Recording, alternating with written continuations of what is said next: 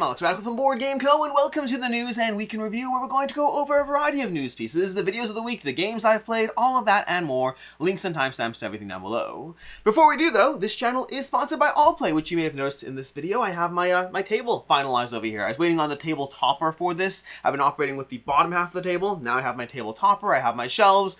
Eventual reviews coming on all these things soon, but if you go to allplay.com, you can find tables, shelves, bags, playmats, all of that and more, and of course a variety of games. Also, they have upcoming River Valley Jewelcraft, which I guess should probably be my little all-play segment for the next, 20 videos. Anyways, with that said, let's go ahead and dive into the news. We have CMON is investing $2.1 million in NFTs. CMON, you make it so hard to defend you. You make it so hard to like you. You make it so hard.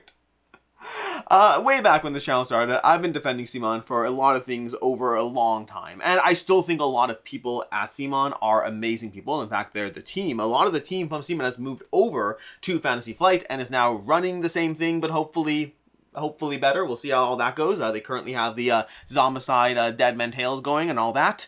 But definitely there's times where CMON just makes it very hard to defend them. And putting $2.1 million in NFT video game makers. Now, here's the thing. I assume that they are not completely stupid, and I assume this makes sense for some reason. I also know that from my viewpoint, this is like, oh my gosh, just when I thought maybe you deliver a campaign, there's a lot of money going into NFTs to say goodbye to. Now hopefully they know, like they have to know, right? They have to know everything I know about NFTs, and they has to still seem like a good idea. I am still going to just hold my hopes on as long as I possibly can that everyone's going to get the games they backed, but this does not. This doesn't inspire confidence. It might be the best thing ever. I hope it is. It does not inspire confidence as someone who just has a very jaded look on NFTs, crypto, and all that. Honestly, Bitcoin, at least Bitcoin goes up. The line goes up. There's a video documentary, okay? This is a video documentary you absolutely should watch if you have a chance. It's called The Line Must Go Up, or The Line Goes Up. It's a 2-hour video documentary on the nature of more NFTs, but it touches upon the general idea of cryptocurrencies across the board. Amazing documentary. It's on YouTube. Just go to YouTube, type in The Line Must Go Up. Well worth 3 hours of your time. I might have said 2 hours. It might be 2 hours. It might be 3 hours. Who is to really say? Sometimes a good long video is worth watching. Shout out to you Jenny Nicholson fans out there. Oh my gosh, when she drops a video, you want a 4-hour video that's going to hook your attention the entire time? Watch the Star Wars Hotel. Just do that. I'm just giving you like 7 hours of content right now to watch. Enjoy. You're welcome. Let's go back to the news. Over on, less you're welcome on this one, Chaz Marler files legal complaint against Rodney Smith. Over on Eric Martin's site, you can see this particular article, although obviously with all these things you can find them anywhere, but Eric Martin has a good breakdown, especially if you are coming in a little less aware. I've done videos talking about this. I did one full video, then I guess a news segment, but effectively, the very long story short, I'm going to really try to make this long story short, is Rodney Smith kind of dropped a bomb like a month and a half ago, basically saying, hey, Chaz Marler's been engaging in these practices that seem unethical from Rodney's perspective. Rodney, who had worked with Chaz, didn't want to be associated with that in any way. He talked to Chaz, they couldn't resolve it, and then Rodney put out a whole breakdown of everything. That's the very, very short version of everything. After that, a week after all that, Chaz did put out a video defending himself and all that. I talked about my thoughts on that in my week in review the following week on that. Long story short, I think there were some interesting points raised, but overall, for a variety of reasons, from my bystander perspective, where I don't know anything just from what I can see, it definitely looks more on Rodney's side, with a few good points on Chaz's side. But effectively, all that's to say, right now, Chaz Marler is filing a legal complaint. Not necessarily suing. It doesn't seem like this has been filed officially. Like, if you go to the bottom of the article, it says that as of April 23rd, it reports that the complaint had not yet been served to Smith. Now, I'm not a lawyer. I don't know enough about this stuff over here as far as what moves it into the realm of an actual lawsuit versus files, any of that stuff. I don't know. We shall see what happens. It's obviously messy no matter what happens. Like, I don't, regardless of any situation, I don't want anyone to, to be in any kind of, like, suffering might be the wrong word. I wish everyone just had a good life and everyone could all get along and it was all kumbaya. I wish that. 100% I wish that. So this sucks. This sucks because of that. And before you go, how can you wish anything good for whatever? I wish everyone. I want everyone to have a good thing. I want Rodney to not have to deal with this. I want Chaz to not have to deal with this. I want the people who advertise them to not have to deal with this. I want the viewers to not have to deal with this. I want everyone to have just a good life. That's what I want. I think good lives are fun, and I recommend them. Try one if you can. The Bad Life option, not nearly as good. Moving on, we have a bunch of game announcements. We have Excursions, a Galactic Cruise game. Is this Galactic Cruise? No. Is it an expansion to Galactic Cruise? No. Is this building off of the world of Galactic Cruise to make it something that you're more likely to buy as opposed to a random game from Kinzinki Games? Yes, it is. That's Excursions, coming up on Kickstarter. We have Earthborne Trailblazer. Explore the wilderness of the far future in the cooperative adventure board game for 1 to 5 players. This is Earthborne from Earthborne Games. They are coming out with another Earthborne game. No idea past that. We'll find out. Launching May 26th. We'll find out more about the game. Then we have over here, we have War of the Dragon, Wheel of Time from Direwolf. This is I believe it's a 2-player specifically, a Wheel of Time game. We will find out more about it, but you know, the art looks good. The art assets, this is a big thing for me. When you have IPs, is do the art assets look good or do they look like bad movie stills? This looks good, so that's exciting. Also, I probably should have done this in this video, but I did not. I have a lot of game announcements. I'm not covering the Feast announcement, the Game Found Feast. There are all these announcements. We have a bunch of Kickstarter stuff. We have some retail stuff. There's also a bunch of Game Found Feast things. I'll be doing a full video on that on Monday, doing a breakdown of the Game Found Feast, ranking the games that I'm most excited about and why, going through all of that. Disclaimer that I am CMO of Game Found, and I did present the Game Found Feast, but that's in more like Game Found presenter mode. When I do my secondary breakdowns after, it's more like, hey, I'm someone who plays games. Here's what I'm excited about and why. But with that, we also have Bunny Kingdom Town. Speaking of things I'm excited about, this is a 2-player version of Bunny Kingdom, a game I love that is criminally underrated. I don't know if it's underrated. It's underappreciated or unknown about. It's not like a super popular game, but it's so much fun. Highly recommend Bunny Kingdom Town. There's a spider, tiny little spider dangling in front of me. It's going to live until this video is done. Unless it's gone by then, in which case it's going to live longer. Bunny Kingdom Town, 2-player version of Bunny Kingdom. You can pre-order this now over on, well, site of your choice. And then we also have Threaded. Threaded from Osprey Games. This is a worker placement game with a lighter looking theme, but Osprey generally puts out like more medium heavy games. I am curious where this one will lie, but that is Threaded from Osprey. And that is going to cover all of our news, which brings us to the video of the week. No, wait, what's the next section of this video? Yeah, I think videos of the week. Videos of the week is the next section. Anyways, videos of the week. Videos of the week. These are the videos I did this week that are not associated with a specific game. We did one. I did the highest rated games, on Board Game Geek that did not work for me. So I covered that. If you want to check out a breakdown of popular things that weren't for me, I had a few people reach out who were like, I totally agreed with you on this one, and this one, but you're totally wrong with that one, and that one. And I'm like, hey, if we aligned on popular games that both of us didn't like all of them the same, then we are like board game soulmates. The very nature of this video is these are popular games. And so of course I'm not going to like some of them. And well, I mean, this is my video. I'm not going to like all of the ones in that video. But when you take popular games, there will be games that didn't work for you. There'll be games that didn't work for John. There'll be games that didn't work for Sarah. Popular games are popular, they're not for everyone. These are mine. These are my 10 games that didn't work for me, despite being very, very highly rated games. As far as games of the week, the games we covered this past week, we had a bunch. We had a sponsored Tulikko gameplay from Pandasaurus going up on Saturday. Little 2-player game. It's a fast game. It's like an 18-minute gameplay. If you want a quick, breezy little tile-laying game, you can check that out. There's also a Food Chain Magnate unboxing. This is from Lucky Duck Games. They had the deluxe Food Chain Magnate, so I did an unboxing of Food Chain Magnate because it's a cool and it's premium and it looks all that fun stuff. Oh my gosh, by the way, Lands of Evershade just showed up. I have to unbox that. Well, have to is the wrong term. I choose to unbox. I don't unbox things unless I want to. But I've been excited about that game. But the size of the box, I think I've moved past being obsessed with big boxes and I've moved into the phase where I'm like, just give me a small game. Give me something this size. That's all I want. I want something this size where I can play it all and I don't have to grab the boxes. I might do a video. I'm going to do a video on big box fatigue, where I am. There's lots of things. We'll talk about it. Anyways, Food Chain Magnate, big box. I am excited about that one. That's a manageable big box. Then we have Unstoppable. I had an Unstoppable solo gameplay on Sunday, I want to say. Continuing my Unstoppable journey of Dungeon Crawler Carl Unstoppable. I will have the 3rd one going up this week. Probably tomorrow, I'm guessing. Probably tomorrow. Unstoppable number 3. The final arc of the campaign of the prototype that I have. Then there's also Reactor Rescue, a sponsored preview of Reactor Rescue, as well as Aygor. Both of those went up on the channel, done by Meg. I don't have thoughts on them. I didn't play them. I will say Reactor Rescue looked very different than your usual board game. And Aygor, she seemed to be intrigued by it as far as like enjoyment level or what it is, but I didn't play it, so I can't give you thoughts.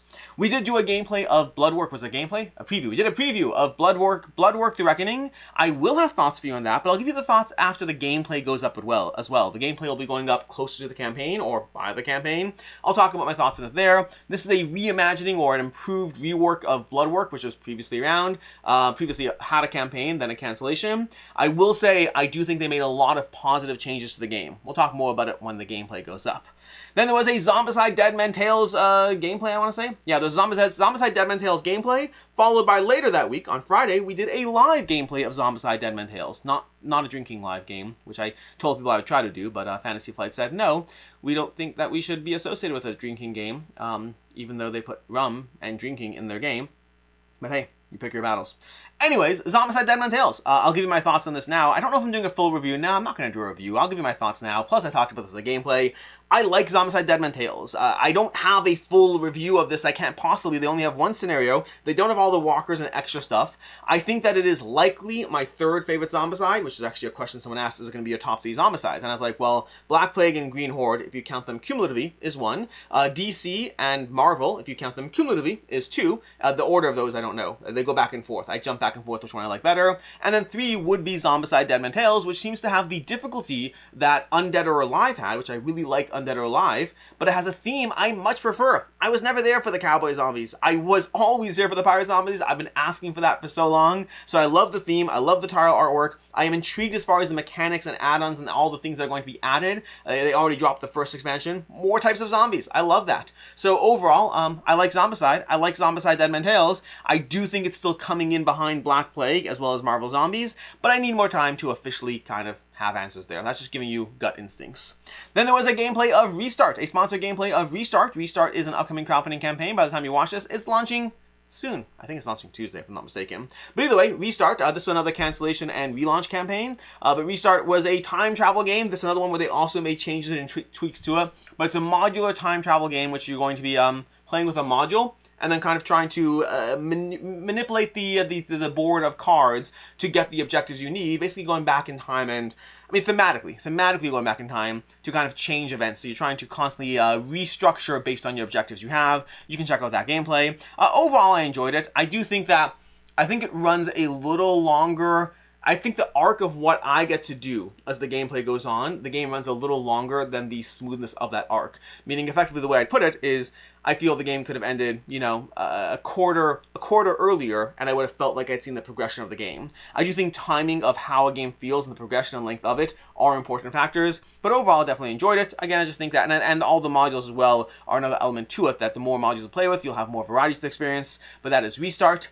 And then there was a review of Earth Express. Earth Express, I think Earth Express is fine. I gave it a 3.5 out of 5. It is my favorite version of Earth. Fun fact, by the way, I rated Earth a 4 back in the day, but Earth Express I like more than Earth, but also I think Earth faded for me over time as well. Earth is one of those games that has a lot of initial charm to it. I think I like other games in that genre better, and the biggest issue I have with Earth is also present in Earth Express, which is that everything just adds up to 1 point. This is a point, that's a point, that's a point. It's all a point. You figure out which points you want to get. Earth Express has that same problem, but other than that, the game is faster. It takes away some of the unnecessary player interaction and kind of puts more of a puzzle into it, I think. The player interaction can be great. I just don't think I strongly benefit from that in Earth. I like Earth Express better.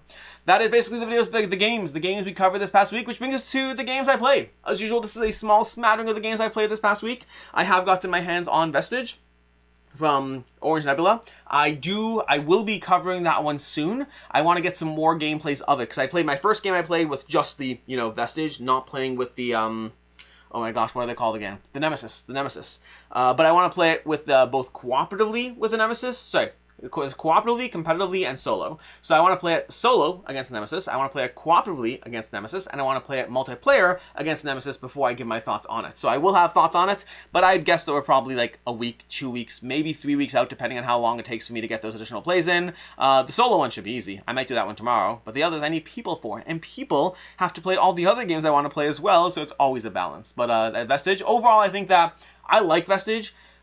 I think base Vestige, just my early thoughts if you want them. Base Vestige, I prefer Vindication. Meaning before we introduce the Nemesis, I'd rather just play Vindication. There's things I like more about Vestige, but as a whole, when I weigh up the pros and the cons, I'd rather play Vindication. The Nemesis and solo play, cooperative and competitive, might change that. We'll see. I think Vestige is great, by the way. I just like Vindication more. But I will have a full video for you, either a review, possibly a play this, not that. We shall see, but first I need to get more plays in. Then I also played Marvel United, a bunch. My son has been, for some reason, my son's like, I want to play Marvel United again. So we're playing Marvel United again. So we're getting a bunch of plays in on Marvel United. He's really enjoying it. He's like, can we play it every day? I'm like, yes, we can. I love Marvel United. I will happily play with you every day. But then they played against a boss that was really hard and not fun. And they were like, oh, that wasn't fun. Let's play more Marvel United like in a week. And so I was like, okay, we'll play in a week. And we'll probably never play it again. But we'll see. But Marvel United, I love Marvel United. I have so much fun with it. I do think that the more challenging bosses are fun for me and less fun for them. Unless you can really like min-max every move, it can just be, well, less satisfying for like a 6-year-old to try to figure out how to min-max in Marvel United. So easier bosses it is. I will say, I don't love that they don't really have difficulty ratings on the bosses. That would be really useful information to have when you're playing Marvel United, a game that could be very hard and could be very easy, and you don't always know until you sit down and play. So there is that. And then also Dice Stone Adventures, another one that Mike has been asking for. My other son has been getting into Dice Stone a lot recently, and he's like, okay, great, let's play some more Dice Stone. And so I was like, let's play Dice Stone. So we played Dice Stone. He likes that, and then we played Dice Stone Adventures because not Adventures. I lied. Missions. Dice Stone Missions, because I was like, let me show you my favorite version of playing Dice Stone, and he's like, I think I like Dice Stone more.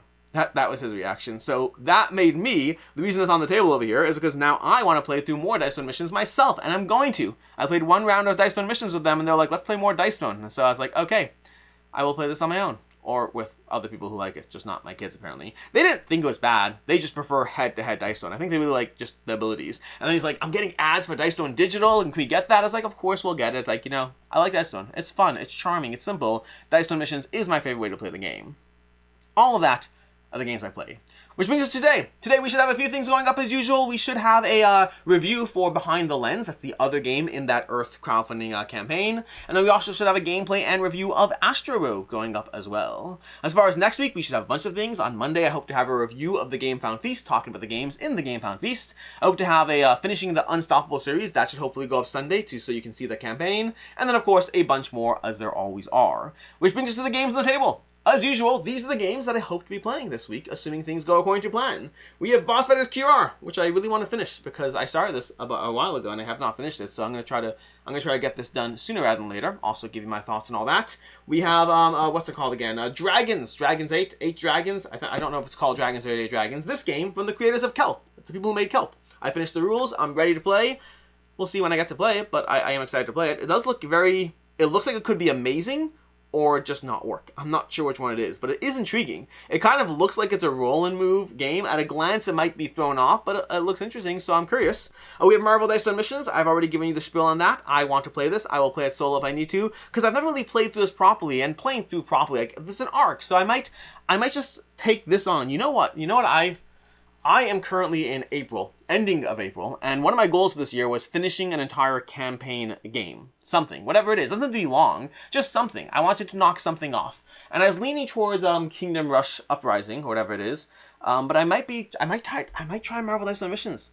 We'll see. Let me get a few plays deep and go from there, because sometimes, you know, your 7th play of a game makes you realize you don't need to play all 20 games. But we'll see. And then Rebuilding Chicago, the new game in the Rebuilding Seattle series. Rebuilding Seattle, funnily enough, I've never reviewed on the channel because I only got like 2 plays of it. I really like it, but I played it twice and it's like, I gotta play it more. And then just time passed and it's just on the review shelf, not being reviewed. And then Rebuilding Chicago showed up, so we'll see which one gets reviewed first, but both of them, well, I shouldn't say both of them, I haven't played this yet. Rebuilding Seattle is excellent. I love it. It's probably a 4.5 for me. I think it's amazing, but I need more plays, so like this is not an official review. But Rebuilding Chicago over here, I am excited to play. It looks mostly the same with some small differences. So now I need to play both of them and see which one I like better. Maybe I'll do a play this, not that on those for games I haven't reviewed. We'll find out. But either way, I want to play it. Anyways, that is it. That is your week. Until next time, I'm Alex Radcliffe from Board Game Co. I hope you have an excellent week. And as always, I hope you have a good one.